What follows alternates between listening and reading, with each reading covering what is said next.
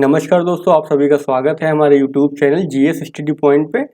और आज हम देखेंगे अधिवास भूगोल में बहुत ही महत्वपूर्ण टॉपिक को, नगर आकारकी को। ठीक है, तो नगर आकारकी जो है बहुत ही इम्पोर्टेंट टॉपिक है आपका। और आप पिछले वर्षों के जो प्रश्न पत्र हैं उनको उठाकर देखेंगे तो आपको मिलेगा कि इससे जो है प्रश्न आते ही रहते हैं। तो आप जो है इसको अच्छे से तैयार कर लीजिएगा। तो नगर आकारकी क्या मतलब, पहले हम समझ लेते हैं नगर आकारकी होती क्या है। ठीक है, तो नगर आकारकी का मतलब क्या होता है। नगर आकारकी से अभिप्राय है, ठीक है, उससे क्या अभिप्राय है, भूमि उपयोग यानी कि लैंड यूज, यानी कि भूमि का कैसा इस्तेमाल हो रहा है उस क्षेत्र में, उस नगर में, उसे ही बोलते हैं क्या, नगर आकारकी। ठीक है, भूमि उपयोग से ही उसकी आकारकी का निर्धारण होता है। तो हमने यहाँ पे क्या देख लिया, नगर आकारकी। देखिए, नगर में हमने जो है मुख्य रूप से जो है क्या क्या पढ़ा है, पहले ये देख लेते हैं। तो नगर में जो हमने देखा था कि नगर के प्रकार देखे थे। ठीक है, सेकंड नंबर पे हमने उनका देखा था पदानुक्रम। पदानुक्रम को इंग्लिश में क्या बोलते हैं, हायरार्की। तो नाम से स्पष्ट है कि पदानुक्रम यानी कि जो नगर है वो किस लेवल का है, छोटा है, बड़ा है, बहुत बड़ा है। यानी कि नगर यानी कि बाजार है, कस्बा है, नगर है, महानगर है, राजधानी है, क्षेत्रीय राजधानी है। तो हम ये देखते हैं कि उसका पदानुक्रम क्या है, यानी कि किस लेवल का है, यानी कि उसके हायरार्की क्या है, इसका देखा था। अब हम अगला जो आज हम देखेंगे क्या है, देख रहे हैं आकारकी को देख रहे हैं। तो आकारकी में हम देखेंगे कि उस नगर की जो भूमि है, उस भूमि का उपयोग किस आकार का हो, किस प्रकार का हो रहा है। मतलब क्या है, भूमि का जो क्षेत्र है वहाँ पे लोग रहने के लिए मकान बना रखे हैं, या फिर वहाँ पे फैक्ट्री लगा रखी है, या फिर सेवा क्षेत्र से संबंधित एक्टिविटी हो रही हैं। तो उसी को बोलते हैं क्या, आकारकी। तो बहुत ही महत्वपूर्ण है। इसमें हम आकारकी में जो है हम मुख्य रूप से जो है 3 सिद्धांतों को पढ़ेंगे। पहला सिद्धांत क्या है आपका, संकेंद्री मेखला सिद्धांत है। फिर दूसरा एक है खंड सिद्धांत है, ठीक है, खंड सिद्धांत। और तीसरा आपका क्या है, बहुनाभिक सिद्धांत। तो 3 सिद्धांत हैं। तो प्रश्न कभी कभी क्या पूछेगा कि तीनों में से कोई एक उठा के पूछ लेगा वो, ठीक है, या फिर तीनों को मिला करके भी एक एक पूछ सकता है क्वेश्चन। तो जैसा क्वेश्चन आएगा हम उसके अनुसार अपना आंसर लिखेंगे वहां पर। तो आप लोगों के अंदर ये कला आनी चाहिए कि जो प्रश्न पूछे उसके अनुसार अपना आंसर को आप उसको प्रेजेंट कर सकें। ठीक है, तो चलिए आज के वीडियो में हम क्या देखेंगे, संकेंद्री मेखला सिद्धांत को देखेंगे। ठीक है, तो संकेंद्री मेखला सिद्धांत, तो इसको पहले हम देखेंगे कब आया था ये और किसने दिया था। विद्वान का नाम जरूर लिखेंगे, विद्वान का नाम नहीं लिखेंगे तो आपको मार्क्स कम मिलेंगे फिर। ठीक है, और साथ ही में चित्र बना के शो करेंगे उसको, तो उसको आपको अच्छा मार्क्स मिलेगा। चलिए देख लेते हैं संकेंद्री मेखला सिद्धांत क्या कहता है। देखिए, संकेंद्री मेखला सिद्धांत को हम पहले एक चित्र के माध्यम से समझ लेते हैं। ठीक है, और ये अमेरिकी विद्वान जो है बर्गिज, उन्होंने जो है दिया था ये सिद्धांत। ठीक है, तो संकेंद्री सिद्धांत क्या कहता है कि जो नगर का जो विस्तार है, फैलाव है, वो कैसा, इस संकेंद्र, यानी कि संकेंद्री का मतलब क्या होता है, एक केंद्र बिंदु हो, उसके चारों तरफ जो है विभिन्न प्रकार की आकार की जो है गोलाकार पट्टियां होती हैं, उसी को क्या बोलते हैं, संकेंद्री सिद्धांत। ठीक है, तो संकेंद्री का मतलब जिसका केंद्र एक हो, उसी केंद्र के चारों ओर जो है वृत्ताकार जो है पेटियां को जो है निर्माण हो जाता है यहाँ पर। तो देखिए इस सिद्धांत के अनुसार क्या है, जो सबसे अंदर यानी केंद्र में जो होता है वो क्या होता है, सीबीडी होता है। ठीक है, सीबीडी के फुल फॉर्म क्या होता है, सेंट्रल बिजनेस डिस्ट्रिक्ट। ठीक है, सारी जो मेन एक्टिविटी होती हैं वो इसी क्षेत्र में होती हैं। तो ये क्या, कोर एरिया उसका हो जाता है, नगर का कोर एरिया जो अंदर का एकदम होता है।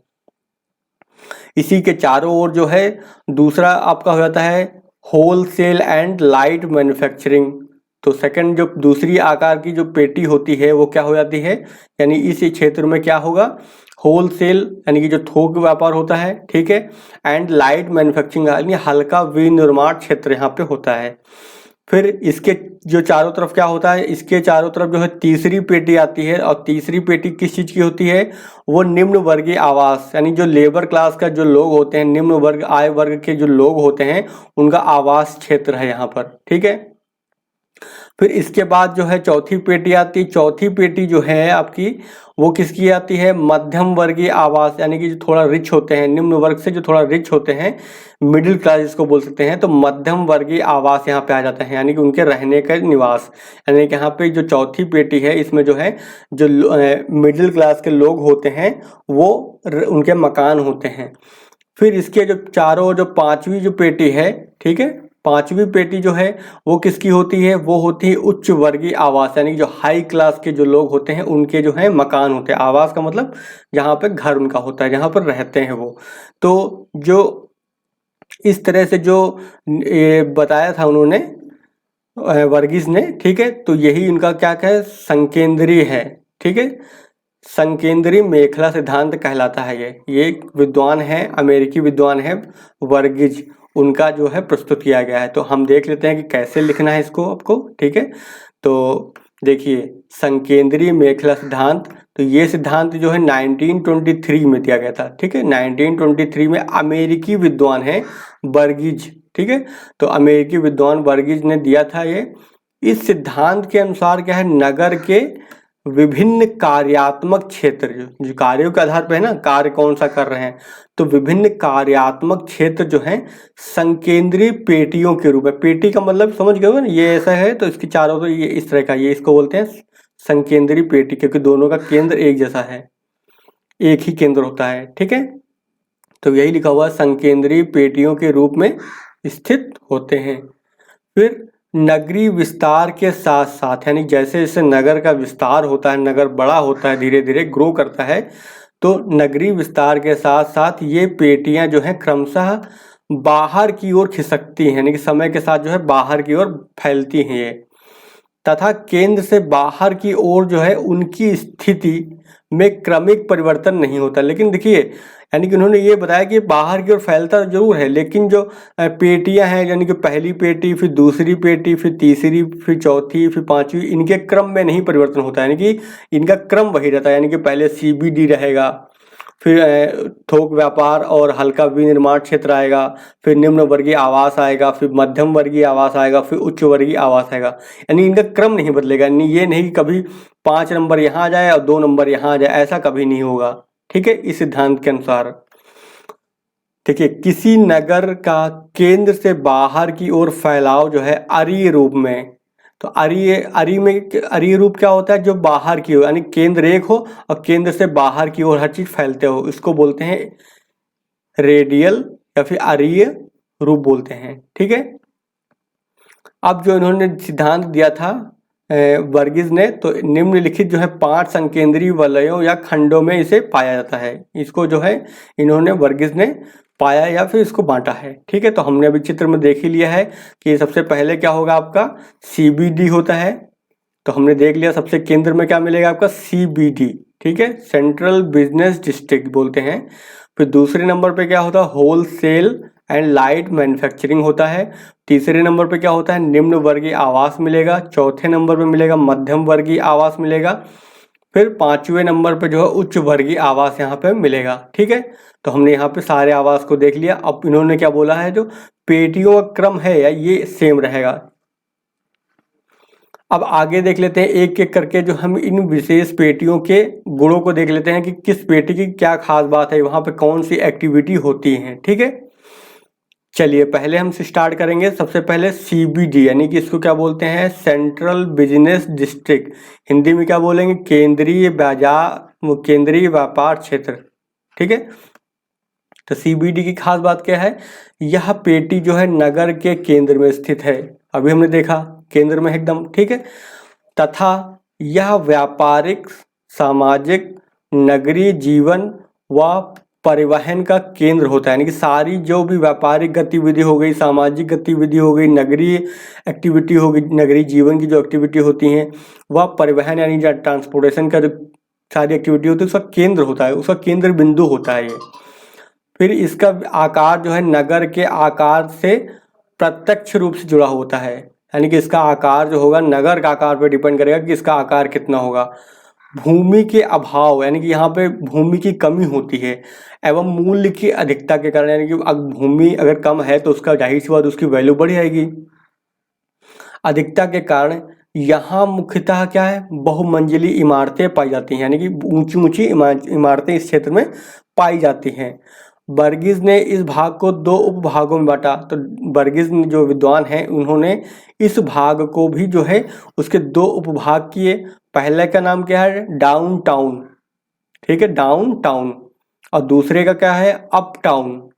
तो डाउन टाउन में क्या होता है, डाउन टाउन में जो है फुटकर व्यापार क्षेत्र होता है, यानी कि रिटेल, और फिर अप टाउन में क्या होता है, थोक यानी होलसेल। तो 2 क्षेत्रों में इसको उन्होंने बांट दिया। डाउन टाउन के अंतर्गत क्या है, दुकानें आती हैं, बैंक आते हैं, व्यापारिक प्रतिष्ठान आते हैं, क्लब, थिएटर, होटल इत्यादि स्थित होते हैं इस क्षेत्र में, डाउन टाउन में। इस क्षेत्र के जो चारों ओर जो है, डाउन टाउन का जो क्षेत्र है उसके चारों ओर थोक व्यापार क्षेत्र में बड़े बड़े स्टोर, मंडियां तथा थोक व्यापार से संबंधित जो है भवन पाए जाते हैं, यानी कि उनके गोदाम वगैरह जो होते हैं। सीबीडी में दिन के समय क्या होता है, सर्वाधिक भीड़ भाड़ होती है, वह कोलाहल, कोलाहल का मतलब शोरगुल, कोलाहल पाया जाता है। किंतु रात्रि में यह शांत, क्योंकि सारे लोग चले जाते हैं, तो रात्रि में कैसा होता है, शांत और निर्जन सा दिखाई देता है, यानी कि वहाँ कोई नहीं रहता है, ऐसा दिखाई देता है। इसे शिकागो में क्या बोलते हैं, लूप, यानी कि इस स्थान को क्या बोलते हैं, शिकागो में लूप कहते हैं। न्यूयॉर्क में इसको क्या बोलते हैं, अपटाउन बोलते हैं, डाउन टाउन बोलते हैं, और पिट्सबर्ग में इसको क्या बोलते हैं, गोल्डन टेम्पल बोलते हैं, ठीक है। दिल्ली की बात करते हैं, दिल्ली में सीपी का क्षेत्र होता है, जो दिल्ली में रहते लोग हैं तो सीपी गए होंगे, तो वो क्या है, वो सीबीडी का क्षेत्र है, यानी कि सेंट्रल बिजनेस डिस्ट्रिक्ट का क्षेत्र है, ठीक है। तो ये दिल्ली में उसका नाम है, दिल्ली में इसको क्या बोलते हैं, सीपी कहते हैं। चलिए अगली पेटी को हम डिस्कस कर लेते हैं। अगली पेटी क्या मिलेगी हमको, सेकंड नंबर की अगली है जो तुम्हारी थोक व्यापार तथा हल्का उद्योग, इसको संक्रमण क्षेत्र भी कहते हैं, ट्रांजिशनल मतलब। तो सेकंड पेटी का नाम है संक्रमण क्षेत्र कह लो, चाहे थोक व्यापार तथा हल्का उद्योग भी कह सकते हैं।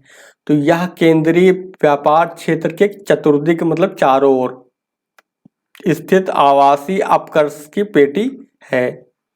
इसमें क्या है, द्वितीय श्रेणी के नागरिकों का आवासीय भवन पाया जाता है, ठीक है, तथा साथ ही हल्के उद्योग तथा सीबीडी के व्यापारिक प्रतिष्ठानों का अतिक्रमण देखा जाता है, यानी दोनों का मिला जुला है कहने का मतलब। जो निर्धनता, बीमारी, वेश्यावृत्ति, अपराध तथा नैतिक पतन के प्रमुख क्षेत्र होते हैं, यानी कि यहाँ पर ये सारी एक्टिविटी भी होती है, बीमारी, क्योंकि गंदा इलाका है, बीमारी वगैरह फैलती है, वेश्यावृत्ति होती है, और अपराध होता है, यानी क्राइम वगैरह बहुत होते हैं इस एरिया में होते हैं, नैतिक पतन, यानी कि वो नैतिक पतन हो चुका है उस समाज का।